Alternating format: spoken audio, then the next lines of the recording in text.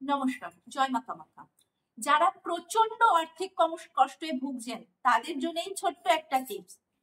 প্রত্যেক বাড়িতে, গৃহস্থ বাড়িতে লক্ষ্মী নারায়ণ অবশ্যই থাকেন। নারায়ণ লক্ষ্মী যদি না থাকে, লক্ষ্মী ঠাকুর তো অবশ্যই সিংহাসনে সবারই বিরাজ করে। বৃহস্পতিবার আপনারা একটা দক্ষিণাবর্ত শঙ্খ কিনে নিয়ে আসবেন। দক্ষিণাবর্ত শঙ্খের মধ্যে পেটের দিকটা তিনটে সিঁদুর আর তেল দিয়ে গোলা করে পেটে 3খানা ফোঁটা দেবেন। আর যে দিকটা লেজের মতন সরু দিকটা, ওইখানে 2খানা ফোঁটা দেবেন। দিয়ে ঠাকুরের মুখ যেদিকে আছে সেই দিকে সরু দিকটা, দক্ষিণাবর্তের যে শঙ্কর যে সরু দিকটা আছে লেজের দিকটা, ওটা আপনি ঠাকুরের দিকে সামনে করে রেখে দেবেন। দেখুন কি অদ্ভুত রেজাল্ট পান। আর হ্যাঁ, আর একটা কথা, ওই শঙ্খের জল আপনারা প্রতিদিন বাড়ির বাস্তুতে, মানে ঘরে, লকারে বলুন, চারিপাশে বলুন, ছেটাবেন।